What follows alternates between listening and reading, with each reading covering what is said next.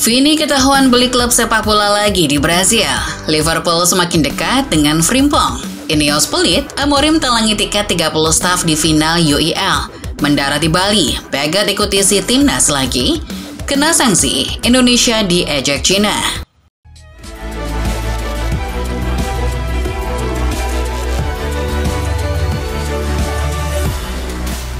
Dalam lanjutan pertandingan La Liga pekan ke-36, Girona menang tipis 1-0 di kandang Real Valladolid. Gol sematawayang lahir dari aksi Christian Soani menit 80. Kemenangan ini bikin Girona naik ke urutan 13 klasemen sementara Liga Spanyol. Di pertandingan lain, Sevilla juga meraih 3 poin usai menang 1-0 atas Las Palmas. Gol Alvaro Pascual di menit 52 jadi satu-satunya yang tercipta di laga ini. Hasil ini bikin Sevilla menjauh dari zona degradasi. Kini mereka berada di urutan 14 klasemen sementara. Sedangkan Real Sociedad justru kalah 1-0 dari Celta Vigo. Satu-satunya gol Celta dicetak oleh Alphonse Gonzalez menit 44. Tambahan 3 poin bikin Celta memperkuat posisinya di peringkat ke-7 klasemen sementara dan menjaga asa untuk tampil di kompetisi Eropa musim depan. Masih dari Spanyol, Real Madrid kabarnya belum puas dengan komposisi pemain belakang meski sudah mendatangkan Trent Alexander-Arnold dari Liverpool. Mereka kabarnya sedang mendatangkan bek dari Liga Inggris lagi. Menurut cuitan Fabrizio Romano, sebetulnya target utama El Real adalah William Saliba dari Arsenal, namun harganya terlalu mahal. Maka dari itu, kini Madrid fokus pada bek muda Bournemouth, Dean Huijsen. Komunikasi resmi antara pihak Madrid dan Bournemouth sudah terjalin. Kabarnya Madrid mengajukan proposal untuk membayar klausul pelepasan Huijsen yang di angka 50 juta pound, namun secara nyicil sebanyak 3 kali. Masih seputar Real Madrid, kini kabar menarik justru datang dari salah satu bintangnya, yakni Vinicius Junior. Menurut Transfer News Live, Vini yang sedang fokus pada pemulihan cedera dikabarkan baru saja mencapai sepakat untuk membeli klub sepak bola lagi setelah Alverca di Portugal. Kini Vini membeli klub di tanah kelahirannya, Brasil. Klub tersebut adalah Athletic Club, klub yang berlaga di kasta kedua Liga Brasil. Posisi Vini di klub itu kabarnya hanya sebagai co-owner, bukan pemilik saham mayoritas. Atletico Madrid yang kabarnya ingin memangkas komposisi pemain depannya. Menurut Fox Deportes, Atletico bersedia untuk melepas beberapa pemainnya musim ini. Salah satu yang akan dikorbankan adalah Angel Correa. Pemenang Piala Dunia 2022 ini kabarnya mendapat ketertarikan yang kuat dari klub Meksiko Tigres. Berita ini juga sudah dikonfirmasi langsung oleh Fabrizio Romano. Katanya, Tigres akan membayar 6 juta euro untuk menyegel kesepakatan dengan Atletico. Dari Spanyol kita bergeser ke Inggris untuk memberitakan Liverpool yang kabarnya sudah menentukan siapa pengganti Trent Alexander-Arnold di sektor bek sayap. Dilansir Daily Mail, nama Jeremy Frimpong dari Bayer Leverkusen jadi prioritas The Reds saat ini. Kabarnya, Liverpool selangkah lagi membayar kesepakatan untuk memboyong sang pemain dengan mahar 29 juta pound. Itu adalah klausul pelepasan yang tertera di kontrak Frimpong. Namun masih ada beberapa detail yang harus didiskusikan antara sang pemain dan Liverpool. Baru-baru ini, Ineos memutuskan untuk tidak memberikan tiket final Europa League secara gratis kepada staf dan karyawan Manchester United. Kabar ini pun membuat Ruben Amorim tergugah hati nuraninya. Dilansir Goal, pelatih Manchester United itu kabarnya telah menelangi atau menanggung biaya tiket nonton final di Bilbao untuk 30 staf MU serta keluarganya. 30 nama itu kebanyakan adalah staf-staf senior dan staf yang bergaji rendah. Amorim senang bisa membantu, meski tidak banyak. Masih dari kota Manchester, Manchester City kabarnya mulai serius dalam pengejaran gelandang keturunan Indonesia, Tijani Reinders. Dilansir di Athletic, City telah menghubungi pihak AC Milan untuk menyatakan minatnya tersebut. Pembicaraan mengenai kesepakatan untuk gelandang berusia 26 tahun itu masih dalam tahap awal, dan tawaran resmi belum dikirimkan. Namun City ingin meningkatkan fokus pada Tijani. City ingin merampungkan kesepakatan ini secepat mungkin. Selain Tijani Reinders, Manchester City juga mengambil langkah konkret untuk membajak Florian Wirtz dari Bayern Munchen. Dilansir Daily Mail, pihak City sudah mengundang orang tua Wirtz ke Manchester untuk melakukan diskusi. Pihak orang tua Wirtz terbuka dengan proyek dan tawaran dari City. Kini, pihak klub harus menunggu hasil komunikasi antara orang tua Wirtz dan sang pemain itu sendiri. Awalnya ibunya lebih menyarankan anaknya untuk stay di Bayer Leverkusen 1 tahun lagi. Namun setelah pertemuan ini, hati sang ibu mulai melunak. Terjawab sudah lawan yang akan dihadapi Sheffield United pada final playoff promosi dari divisi Championship. Sunderland memastikan diri jadi penantang The Blades setelah lolos secara dramatis. The Black Cats menang tipis 3-2 dari Coventry asuhan Frank Lampard di babak semifinal. Dilansir Sky Sport, final playoff promosi musim ini akan dimainkan pada 24 Mei 2025. Kabarnya laga ini akan tetap dimainkan di Stadion Wembley. Inggris sudah, kini kita terbang ke Italia untuk mengabarkan berita duka. Klub yang kaya akan sejarah di Italia, Sampdoria, dikabarkan resmi terdegradasi ke Serie C. Dilansir Football Italia, hasil imbang 0-0 melawan Juve Stabia pada hari Selasa mengirim Sampdoria ke Serie C untuk pertama kalinya dalam 79 tahun. Mantan klub Roberto Mancini ini finish di peringkat ke-18 dalam klasemen akhir Serie B. Mereka bergabung dengan Cittadella dan Cosenza yang sudah lebih dulu terjun bebas ke divisi ketiga Italia. Sementara dari kasta tertinggi, ada kabar menarik tentang jajaran staf Juventus. Direktur komersial Juve, yakni Francesco Calvo, telah mengundurkan diri dari jabatannya. Kabarnya ia akan hijrah ke Inggris untuk bergabung ke Aston Villa. Calvo kabarnya akan jadi CEO baru Aston Villa mulai musim depan. Lantas, siapa yang akan menggantikan Calvo di Juve? Menurut laporan Foot Italia, internal Juventus menginginkan Giorgio Chiellini untuk mengambil alih posisi ini. Potensi kembalinya Chiellini ke peran eksekutif dapat menawarkan kesinambungan dalam representasi kelembagaan.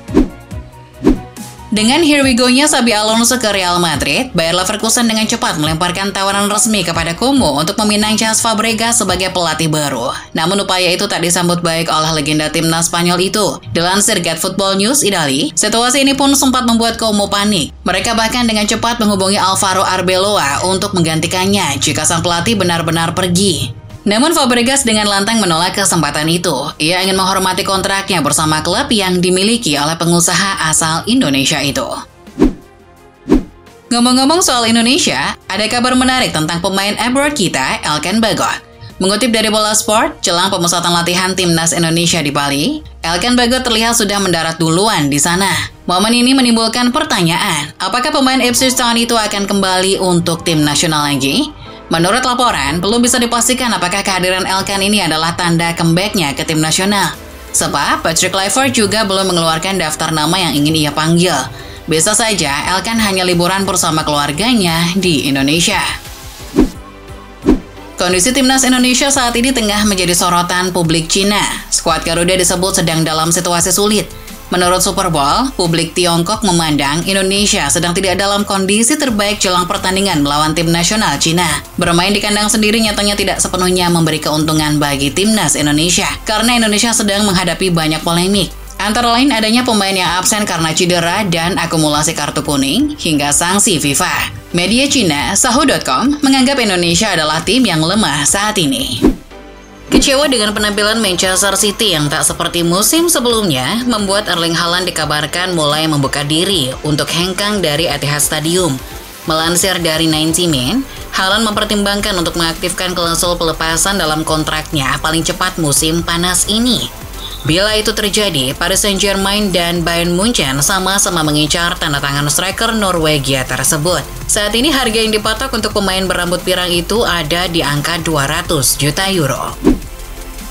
Setelah pembicaraan dengan Atletico Madrid tak kunjung menemukan kata sepakat, kini datang Real Madrid yang ikutan mencoba menggoda Christian Romero untuk bergabung.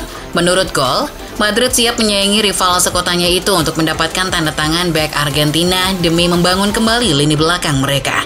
Dikabarkan, Xabi Alonso menyukai sosok Romero dan ingin agar dia menjadi bagian dari lini belakang baru di Santiago Bernabeu bersama Trent Alexander-Arnold. Douglas Luiz mengaku sangat rindu bermain untuk Aston Villa setelah mengalami kesulitan saat tampil bersama Juventus musim ini. Melaporkan dari Birmingham Mail, gelandang berpaspor Brasil yang dijual ke Juventus seharga 42 juta pounds itu belum juga menemukan kenyamanan bermain di Italia. Apalagi ditambahkan dengan cedera di awal musim sehingga tersingkir dari skuad utama Bianconeri. Luiz pun tak dapat menyembunyikan keinginannya untuk balik ke Villa Park yang memberinya kehangatan tim dan sambutan meriah dari fans. Beralih ke Spanyol, Vinicius Junior agaknya akan absen dalam waktu lama usai alami cedera yang cukup parah saat berlaga di El Clasico lalu. Mengabarkan dari 90 Min, Vinicius didiagnosis mengalami keselio pada pergelangan kaki kirinya, sehingga kemungkinan besar akan melewatkan sisa laga di La Liga. Tim dokter Real Madrid belum berkomentar apa-apa tentang tumbangnya pemain Brasil. Vini pun diragukan sembuh cepat. Tim kesehatan ragu jika Vini bisa tampil di pertandingan awal Piala Dunia antar klub bulan depan. Dari pemain Brasil lainnya di La Liga, Antony terus menjadi komoditas yang berpotensi laku keras diperebutkan. Dan sekarang datang Juventus yang memasukkan dirinya ke daftar rencana beli. Melansir dari Football Espana, klub asal Turin itu telah menyatakan minatnya kepada Antony, menyusul penampilan gemilangnya akhir-akhir ini. Bianconeri berani bergabung dengan Betis, Atletico, dan Villarreal yang mengantri untuk melobi Manchester United. Juventus merasa pede akan memenangkan perlombaan karena punya kekuatan finansial yang lebih baik dari 3 tim Spanyol itu. Carlo Ancelotti baru saja menetapkan dirinya sebagai pelatih timnas dengan bayaran termahal di dunia saat ini, usai menandatangani kontrak bersama timnas Brasil. Menurut The Telegraph, nantinya mantan manajer Chelsea ini akan menerima gaji bersih sekitar 10 juta euro per bulan. Ancelotti juga dipastikan mendapat bonus senilai 5 juta euro jika memenangkan Piala Dunia. Tak hanya itu, pria asal Italia itu akan dimanjakan dengan fasilitas mewah, mulai dari apartemen hingga jet pribadi. Salah satu perusahaan jasa akuntan terbesar dunia, Deloitte, telah merilis daftar 20 klub sepak bola terkaya di dunia tahun 2025. Mengutip dari Daily Express, Real Madrid menduduki peringkat pertama dengan menghasilkan lebih dari 1 miliar euro. Renovasi Santiago Bernabeu punya andil besar dalam kesuksesan finansial mereka.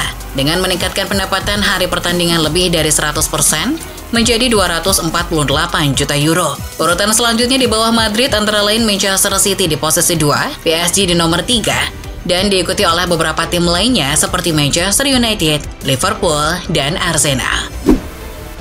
Sir Jim Ratcliffe sedang kebingungan untuk menjual salah satu klubnya, OGC Nice, yang sialnya justru gagal lolos otomatis ke Liga Champions musim depan. Mengabarkan dari Mirror, gagalnya Nice lolos kualifikasi otomatis merupakan pukulan telak bagi harapan Ratcliffe untuk menjual tim asal Prancis Selatan itu.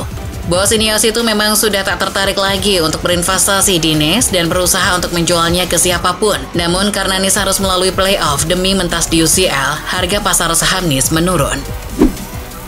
Sekarang kita menuju sepak bola negeri jiran. Setelah FAM mengumumkan agenda 2 kali uji coba antara timnas Malaysia dengan Cape Verde, netizen Malaysia justru menaruh curiga dengan calon lawan yang berasal dari Afrika itu. Melaporkan dari Bola Sport, netizen Malaysia tak begitu yakin dengan kekuatan Cape Verde sampai bisa menempati ranking 72 FIFA. Rasa ragu-ragu itu muncul lantaran mereka takut Malaysia kena prank lagi saat berhadapan dengan tim Afrika. Mereka tak mau kembali merasakan tipuan Zimbabwe pada tahun 2009. Kala itu, Harimau Malaya ternyata ditipu dengan menghadapi klub Monomotapa United yang menyamar sebagai timnas Zimbabwe. Dari kabar pemain abroad timnas Indonesia, penampilan terengginas yang dipertunjukkan JS saat memimpin Venezia menumbangkan Fiorentina membuat pelatih La Viola, Raffaele Palladino, hilang harapan dengan timnya. Melansir dari Bola Sport, Palladino tak habis pikir dengan begitu kuatnya tembok pertahanan Venezia yang digalang Bang J. Terbukti dari 16 percobaan tembakan, hanya satu saja yang berbuah gol. Lini belakang Venezia juga unggul dalam statistik blocking dan clearance, yang membuat pemain Fiorentina frustasi. Kekalahan itu membuat asa Fiorentina menuju Eropa menipis.